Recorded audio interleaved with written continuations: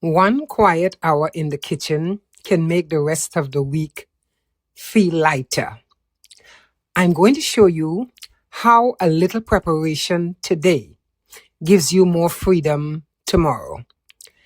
It's a few simple staples, nothing fancy. They just make everyday cooking easier.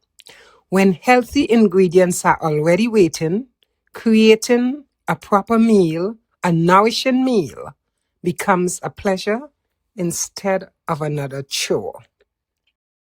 If you are a creative, or I should say, when you are a creative, a busy week can often lead to neglected nutrition.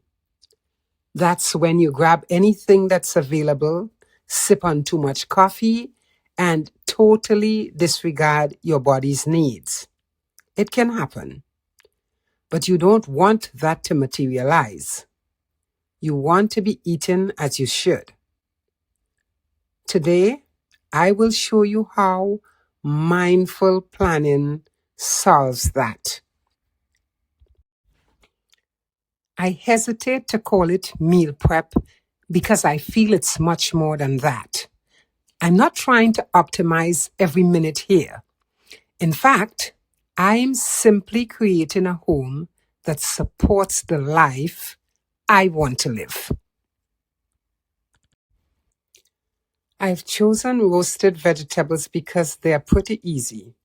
You can use carrots, onions, peppers, broccoli, zucchini, cauliflower, sweet potatoes, and simple seasonings like olive oil, salt, pepper, garlic, garlic powder, paprika, herbs and spices, but nothing complicated. I usually preheat the oven to 400 degrees Fahrenheit, 205 degrees Celsius if you're using Celsius. To roast the vegetables, I toss them with oil, salt, and seasonings I want to use for about 30 to 40 minutes. Softer vegetables I take out after 20 minutes because I don't want them to be mushy when I use them later in the week. I guess it's a preference thing because I like asparagus crisp. So I take it out at about the 20-minute mark. These are other staples I usually prepare. I often cook brown rice, quinoa, barley or farro. I simply cool them before storing. Tahini is something I do also. It is simply sesame seed paste. I use it in dressings, sauces, and hummus. If I have cooked chickpeas ready, homemade hummus comes together in minutes. If you want to use even less time, assuming you've pre-chopped your vegetables and whatever you're using in there, you can make stir fry.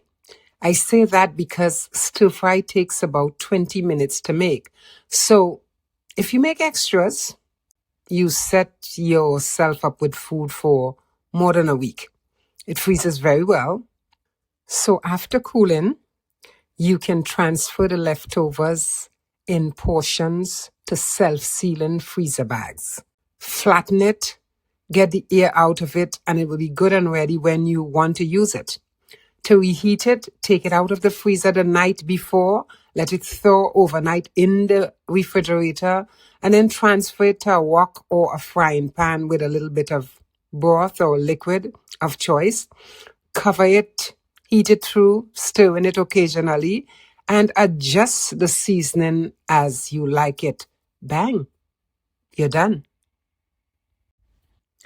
Now, if you have wraps or flatbread, you can use the same frozen filling. Of course, it wouldn't be frozen then, but the stir fry is great for many uses. You can make enough of it and put it in the freezer. It's going to last longer than in the non-freezing part of the refrigerator.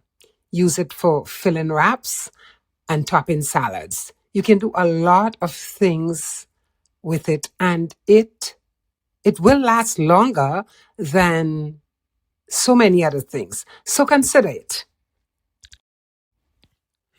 Let's talk about storing the food. You can use glass containers, mason jars, small containers, large ones. Label them if you like. But you cool the food first, then store them in portions that you know work for you.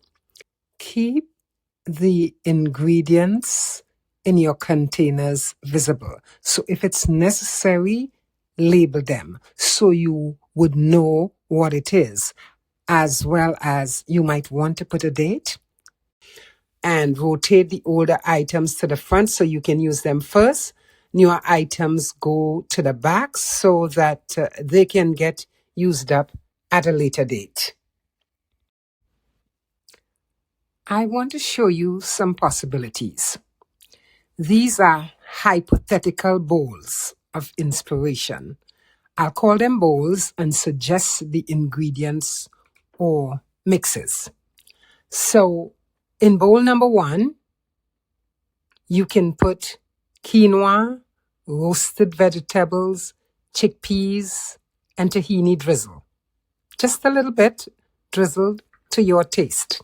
Bowl 2, brown rice, hummus, roasted vegetables, and fresh herbs. In bowl 3, you can try mixed greens, cold chickpeas. Well, not really cold chickpeas. When I say cold chickpeas, I mean room temperature chickpeas, roasted vegetables, and tahini dressing. In bowl 4, you can try warm grains, vegetables, lemon, and olive oil. And in bowl 5, there's a wrap, hummus, vegetables, and chickpeas. Done. Now, these are base meals. You can eat as suggested or with meat or whatever ingredient you choose. But that's 5 lunches or dinners. You can add some meat or fish depending on your taste, if you so desire. It's up to you. Don't forget eggs. You can make a cozy frittata. Just whisk some of the roasted veggies or stir fry into the eggs for a warm, protein-packed lunch. Preparing simple ingredients ahead of time isn't about perfection. It's about kindness to your future self.